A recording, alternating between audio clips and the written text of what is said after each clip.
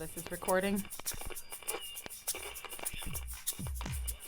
RTI International Center for Forensic Science presents Just Science.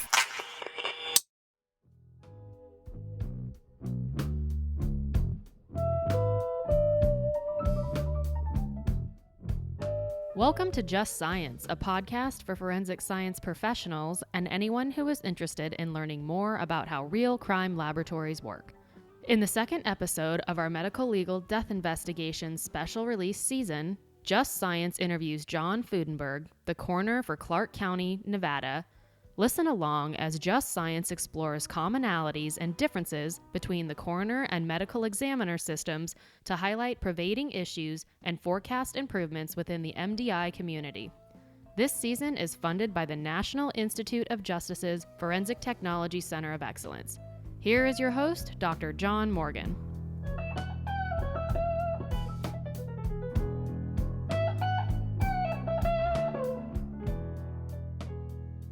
And welcome to Just Science, the podcast for forensic science professionals. I'm your host, John Morgan, the project director for the Forensic Technology Center of Excellence, a program of the National Institute of Justice. And today we're going to be continuing to discuss issues related to medical legal death investigations. And we're very, very fortunate to have with us today the coroner for Clark County, which covers Las Vegas, Nevada, John Fudenberg, who is, I'm sure, well known to many of you who are professionals in the field of medical legal death investigation. For those of you who don't know John and aren't deeply into that community, you have a rare chance today to find out more about somebody who runs one of the top coroner systems in the country, but also is a leader more broadly in medical legal death investigation. Welcome to the podcast, John. Thank you. I appreciate that, and I appreciate the kind words. I'm honored to have you say that I'm a leader and our office is one of the top. That's very nice of you to say. Thank you for that. So right now you're reviewing or investigating over 14,000 deaths per year. That's an incredible caseload for you all to be managing and must be very, very difficult. And you also cover a wide area. So it isn't just the city of Las Vegas, but you actually cover a broader area for Clark County. It says 8,000 square miles. Geographically, how does that translate so people can get a kind of a picture in their head about the volume and the size of responsibility that Clark County has? Sure, absolutely, and you're correct. The city of Las Vegas is within Clark County. Our office is responsible for all of Clark County, and it's just over 8,000 square miles. Close to 95% of our population is right here in what we refer to as the Las Vegas Valley. It's fairly densely populated, and then our jurisdiction extends all the way down 90 miles to the south. We have a population center in Laughlin, Nevada, right along the Colorado River, and to the north we have a few more population centers. Mesquite, Nevada is the bigger of the communities in our northern area, and that's just about 80 miles north of us on the Arizona-Nevada border. And then we cover the majority of Lake Mead falls within our jurisdiction, and the state line goes right down the middle of the Hoover Dam and extends down the Colorado River. So we have that on the east side of our county, and then in the northwest, we actually have a ski resort in our county, and that's Mount Charleston. We have quite a diverse county when it comes to responding to scenes. Beautiful in Clark County, so you're quite privileged to be a part of all that. And John's been either the coroner or assistant coroner since 2003 in Clark County. One of the things that's interesting about coroner systems, I think, is sometimes they'll be in a sheriff's office, which I assume you must be. And just from your own personal, position, kind of how does that work in Clark County? The majority of coroners and medical examiners' offices in the U.S. do not have additional responsibilities outside of the medical legal realm. So even if it's a sheriff-coroner system, they generally have a bureau or a division that's the coroner division that strictly works in the medical legal profession. It is a little unique when they fall under a sheriff's department or a law enforcement agency. We're actually not part of the law enforcement system here. We're just a county agency, so we're, as many believe, many of the people that are interested in medical legal systems believe that it's appropriate to be 100% independent from law enforcement, and that is how we're set up here in Clark County. We're a county office that it does not fall under the authority of law enforcement. We don't fall under the authority of the prosecution. we're independent from prosecution and defense, which I think is somewhat of a model system. And most people in the medical legal community would agree that ideally you would have a system that is 100% independent from law enforcement. Yeah, so are you appointed or are you elected as the coroner of Clark County? And good question. A lot of people think that coroners are all elected, and the majority of them are. I've heard a number, I don't know if this is accurate, but I've heard a number of 82% of the coroners in the country are elected. We are not. The coroner's position here is not elected. It's appointed by the Clark County Commission. So it's an appointment. There's no terms. You know, they appoint me until they don't want me to work here any longer, or I quit or retire. So hopefully that'll be quite some time, and which again I think is something that a lot of people would tell you is ideal. There's pros and cons to an elected position, clearly. One of the cons is that you potentially have a new coroner or department head come in every 4 years on an election cycle, and that can be difficult. This is, in my opinion, it's a very complex process, and you know, having the coroner be elected and potentially rotate a new department head every 4 years can really be detrimental to an office, because it's the continuity. And you know, I'll tell you, I've been here with this office for over 15 years now, and I learn something new every day. So to think that you'd have a new person running the office every 4 years is kind of scary to me. Yeah, I imagine so. Well, so far so good. They're obviously happy with you, even though you've had a lot of challenges in Las Vegas, not only in terms of caseload, but of course, another podcast we're going to do with you is on the very, very serious mass shooting that you all had in Las Vegas. But the reason why we're having you on today is this issue of the distinction between medical examiner offices and coroner offices. And I think you certainly are aware, John, and I am aware that this is a long-standing debate. It's been going on since National Academies report, I guess probably the 1920s or 30s on this topic. And it's not a debate that has moved very far, unfortunately, during that time. John wrote an article with Randy Hanslick. It's in the Academy of Forensic Pathology Journal from 2014, and we'll link to that from the podcast page. But the title, I think, is instructive here: Coroner versus Medical Examiner Systems, Can We End the Debate? The real issue is, as said by Greg Davis, we need to shift our focus from our differences to those goals that we share, the goals being, you know, better medical legal death investigation systems. And how can we kind of put aside whatever arguments there are about what is basically a jurisdictional structural issue that has deep historical roots in each of the places that choose either to have medical examiner systems or coroner systems, and instead think about how to improve practice more generally. We do also have a podcast that we did with Randy. John, I think you and I are both fans of Randy's country music, but of course he has also been a leader within the medical examiner community and an advocate for medical examiners for a long time. And so we'll also link, for those who want to hear Randy's podcast, sort of listen to his point of view on this topic as well. John, how did you and Randy start to work on this issue? I mean, did you all start from the same place with respect to this issue of trying to get past the debate of coroners versus medical examiners? Or how did you two actually start to work on this problem? First of all, I'd like to, when you talk about Randy Hanslick and you talk about Dr. Greg Davis in Alabama, these are, in my opinion, I don't know too many people I respect more than the two of them. They're both forensic pathologists, so they're medical doctors, medical examiners, very well respected in the medical examiner community, and I have a great deal of respect for both of them. Randy and I, I don't know what year it was, but it was probably close to 2010 when SWIG MDI, and that's the Scientific Working Group on Medical Legal Death Investigations. It was a group that was formed by the National Institute of Justice, and the idea of a scientific working group, there was, I think, 21 or 22 of them, one for each of the forensic science disciplines. So the medical legal profession had their own working group, and since its inception, it was, I think, convened for maybe 6 or 7 years, maybe a little less. Randy and I co-chaired that group, and I think we did a lot of great work. There was a lot of very reasonable, motivated, and passionate people on that work group. And the idea is to create standards, guidelines, and best practices within each of the forensic science disciplines. So that's what we were tasked to do. And we published quite a few standards and guidelines and best practices. But Randy, he may not know this, but he's always been a mentor of mine. I've always respected his outlook on the profession. And as we co-chaired the SWIG MDI throughout the years, I think what we really tried to bring was a balance and not continue this debate of, the medical examiner community at one point was just had a blanket mission to abolish coroner systems. And then, of course, when a coroner hears that, they're not going to fall in love with the medical examiner community. So there was really a great divide between those two types of systems.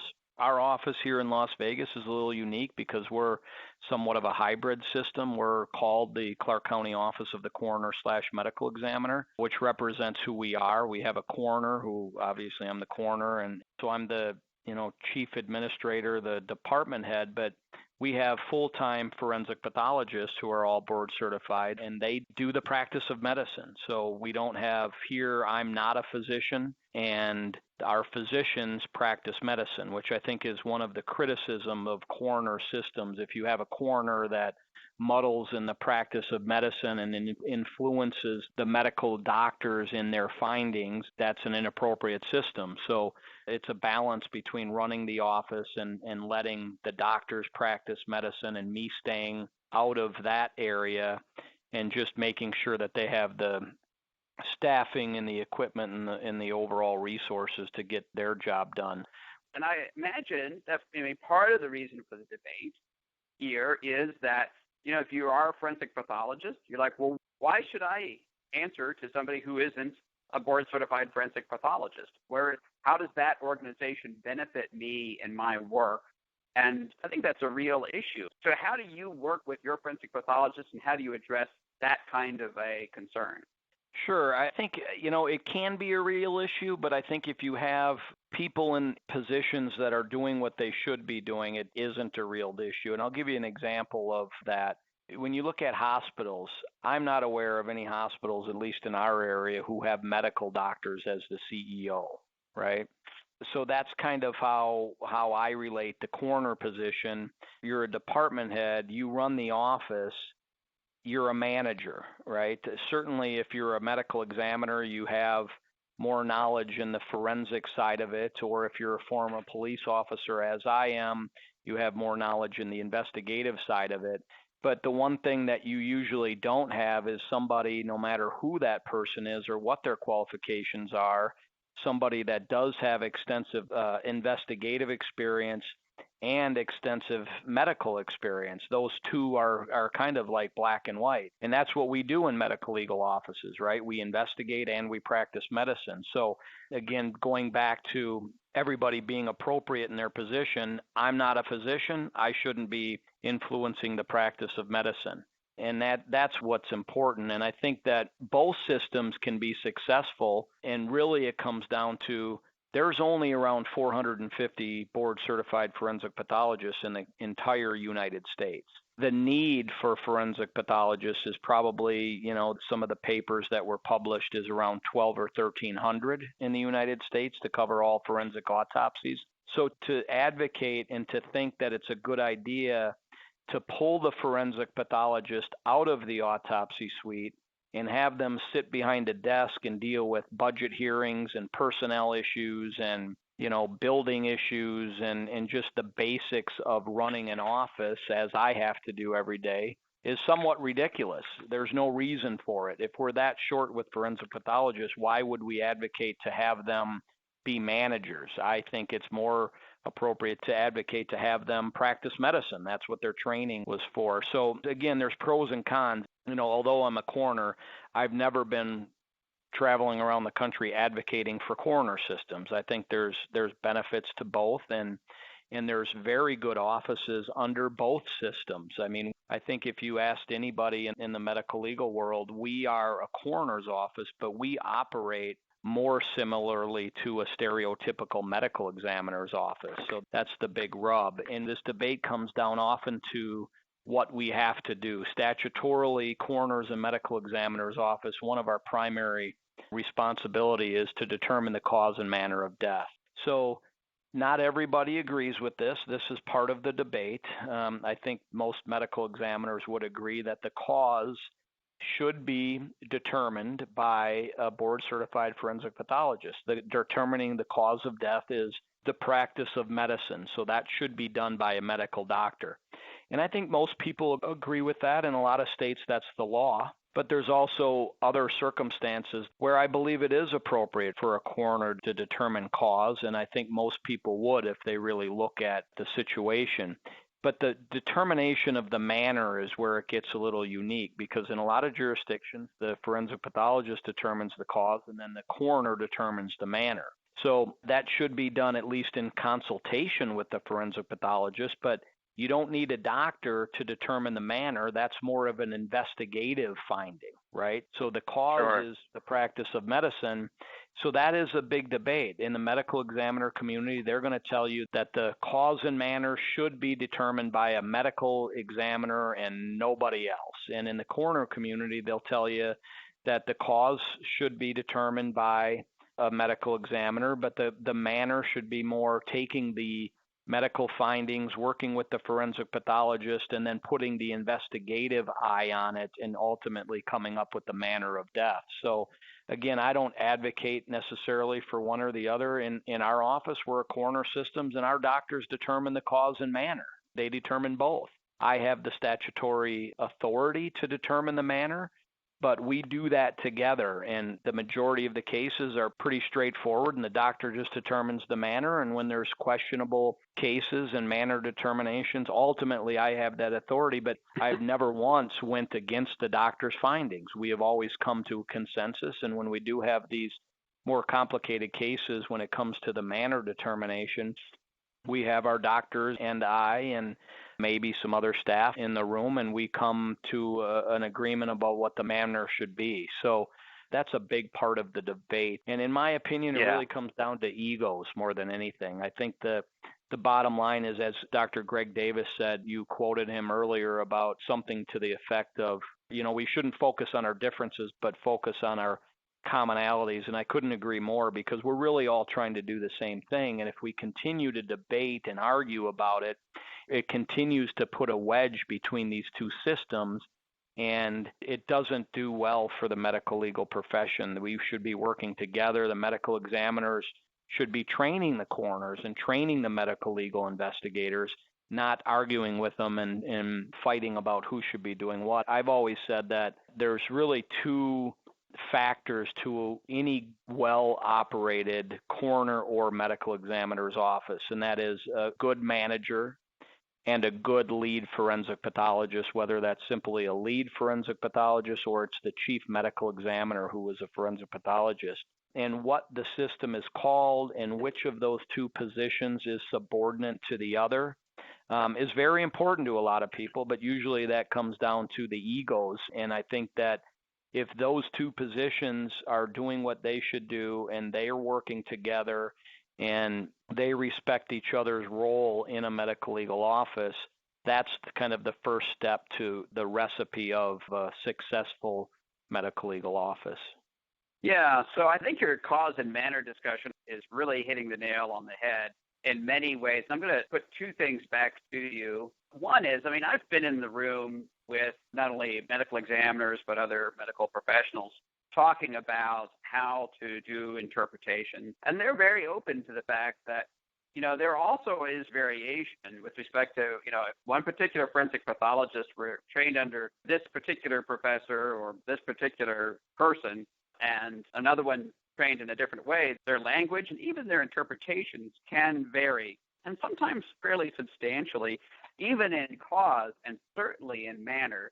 And the other thing that I think is interesting, and I'd like to know whether you think my speculation is true, and that is that because coroners, in your case, I know you're appointed, but you're also somebody who I'm sure you pay close attention to the small p and big P, whatever you call it, political things that are going on in Clark County and more broadly.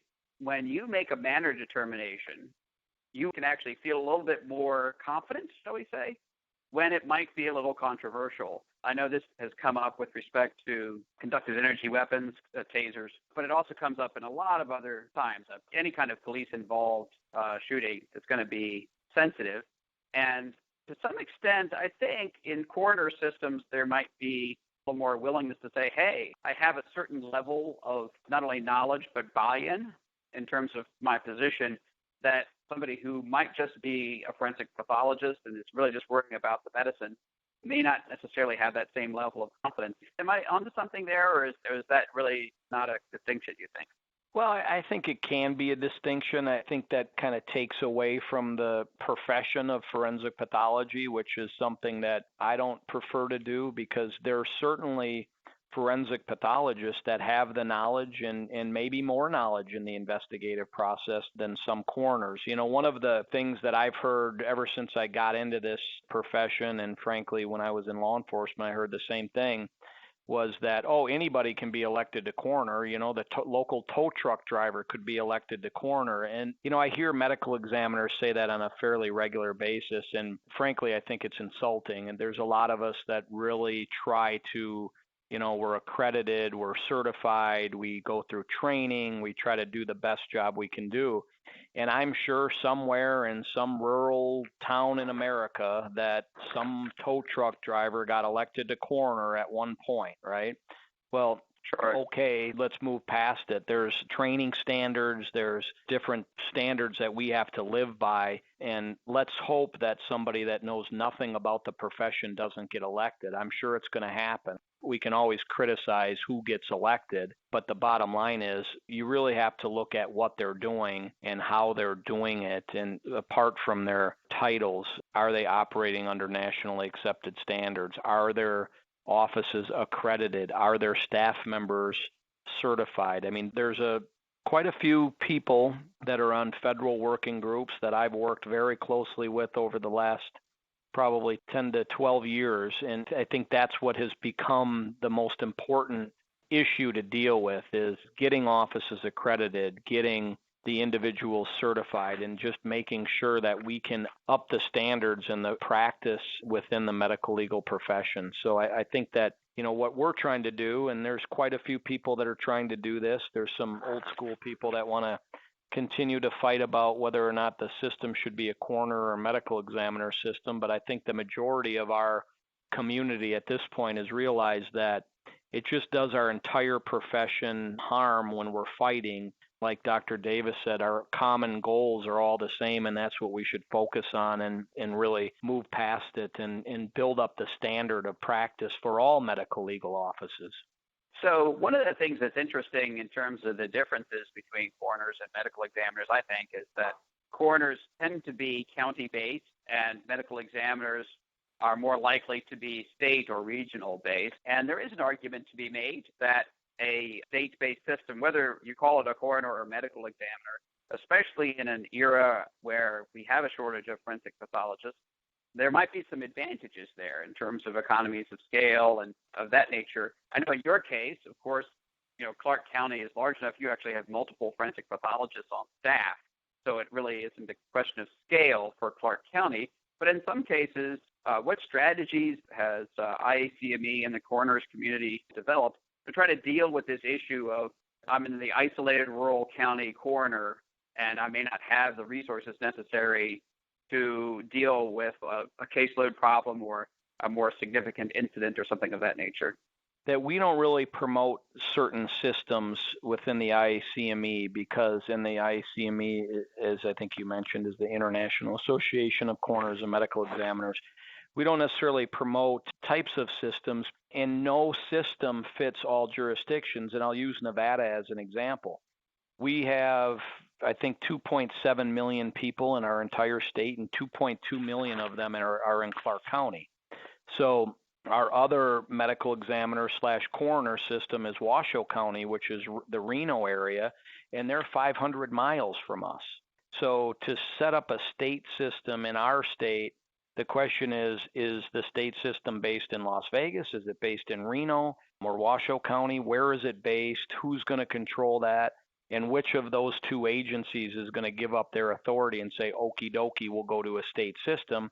And is it necessary? I mean, we're entirely separate governmental units. So to think that we're going to merge and to think that the economy of scale would be beneficial from that point, I think is probably not the best idea. I mean, let's say that Las Vegas or Clark County became the seat of a state agency. To think that we're going to be able to manage, 700,000 or 800,000 people in northern Nevada and their system from 500 miles away, it's just probably not the best idea.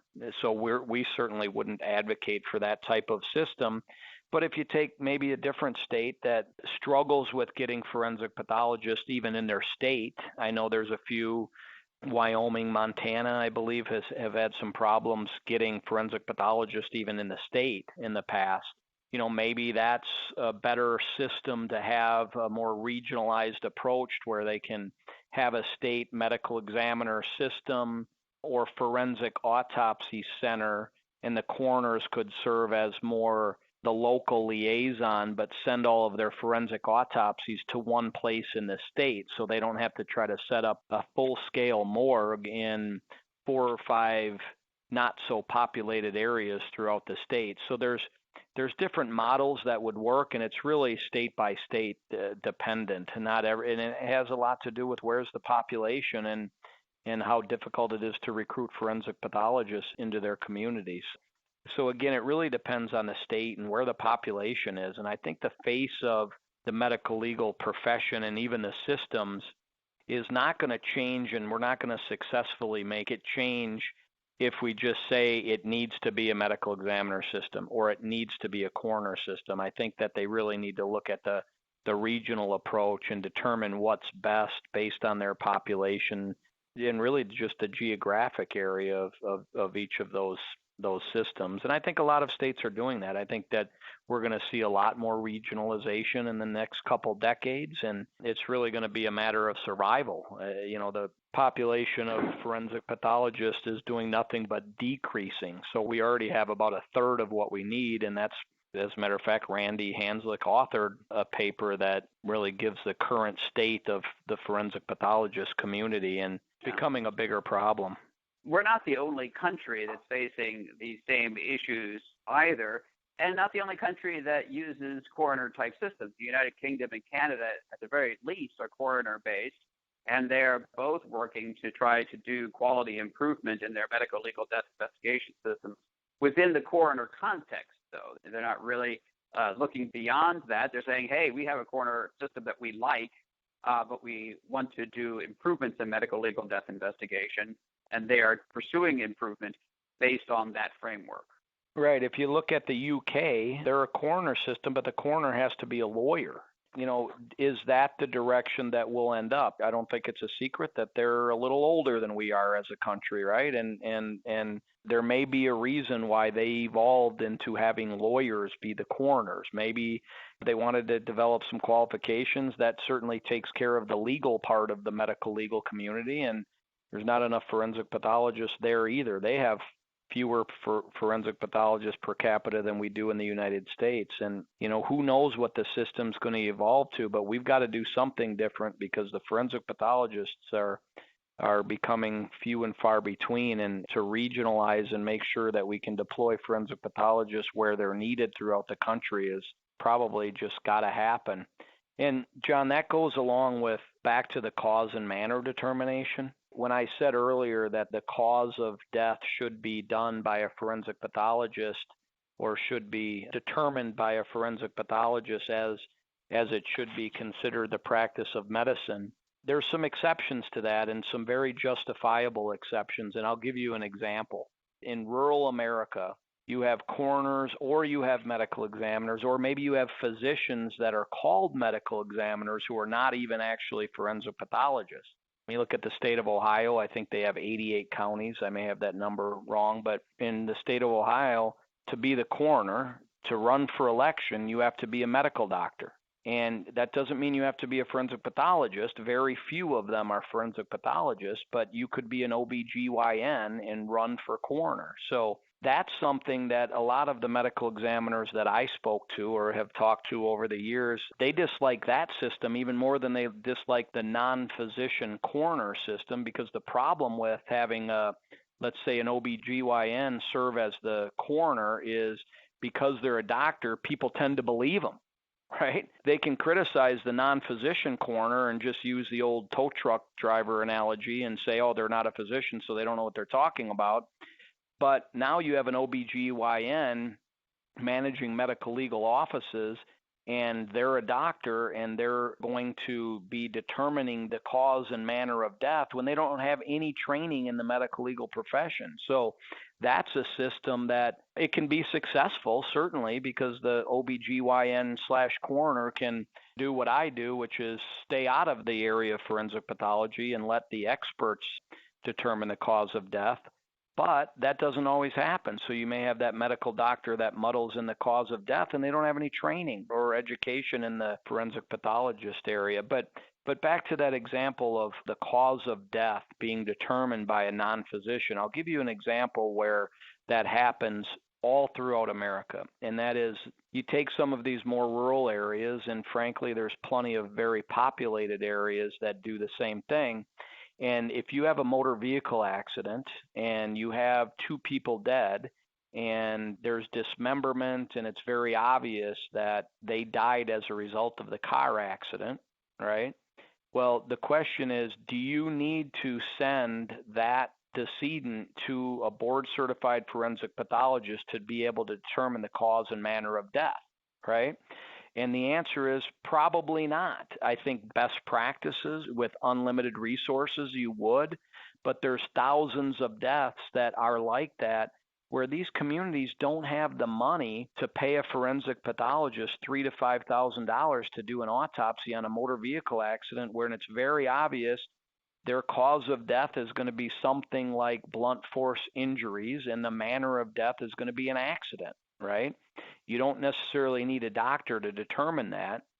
Now, the people that would disagree with that, and frankly, I disagree with it too. I think they should be seen by a doctor, but I also understand why they're not, because they have to manage their resources. And if a coroner's office has a budget to do 100 autopsies in a year, and 50 of them are motor vehicle accidents, and there's, other deaths that are a higher priority to do an autopsy, guess what? They're not going to do an autopsy on motor vehicle accidents, and that decedent may not even see a forensic pathologist. And frankly, we've been talking about doing a study on that, is looking at, having the cause and manner determined by a non-physician on 100 cases, and then having that same type of case see a forensic pathologist and actually doing an autopsy on those. And I would venture to say that it's going to be almost identical. The cause and manner is always going to be blunt force injuries, and the manner is going to be the accident. And some opponents to that concept may say, well, what if they died of a natural death and that led to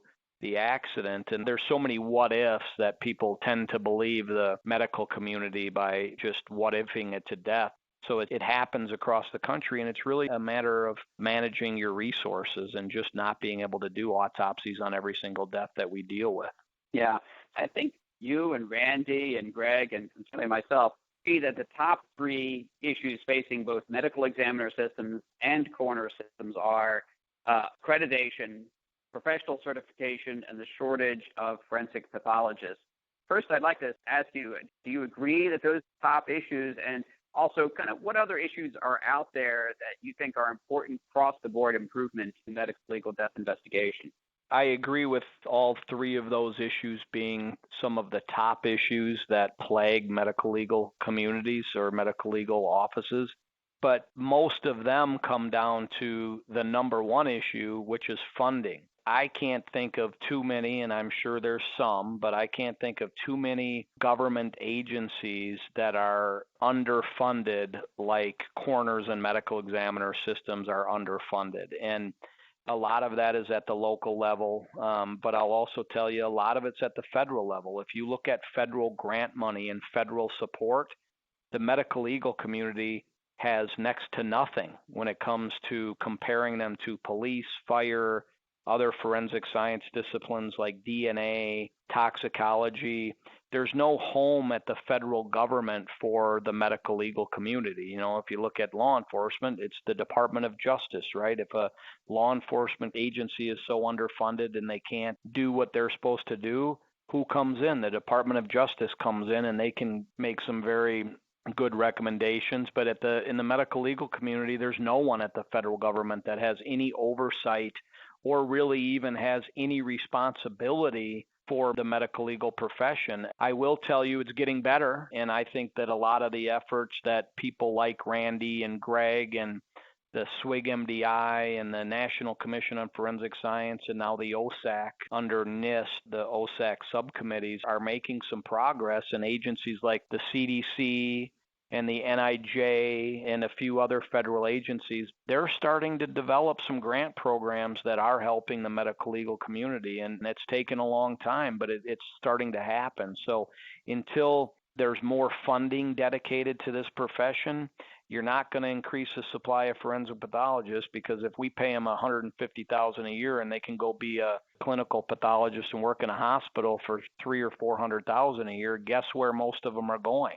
They're not going into the medical legal offices. So most issues related to the kind of disjointed systems that we have come down to funding. There's just not enough funding to support a model system in most jurisdictions. I'm very lucky here in Clark County. We have a pretty darn good support from our elected officials, and we could always use more. There's no doubt about that, but for the most part we have what we need. We're accredited. All of our staff that can be certified are certified, and our county supports that, and that's very beneficial. But that's not the case in most areas. These government agencies, people think government units have a lot of money. They don't. When you're competing for dollars with public safety, police and fire, we're going to lose that debate. When you're competing for dollars with, the Department of Family Services, who handle kids that don't have parents in the foster care system, if I'm making that decision, I'm not putting my money into the coroner system. I'm putting my money into the Department of Family Services. So it's understandable why we don't have the funding, but that usually is the source of a lot of those problems. Sure. Well, I appreciate that perspective, John, and I appreciate you being on Just Science, the podcast for forensic science professionals today, and telling us a little bit more about the issues facing both coroner systems and medical examiner systems, and also sharing some of your personal experience as the coroner of Clark County, Nevada. Thank you for being on the program. Thank you, John. I appreciate your time, and thank you for focusing on this important issue.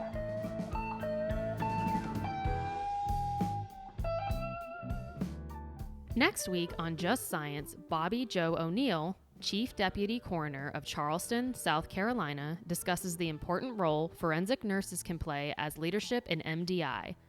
Opinions or points of views expressed in this podcast represent a consensus of the authors and do not necessarily represent the official position or policies of its funding.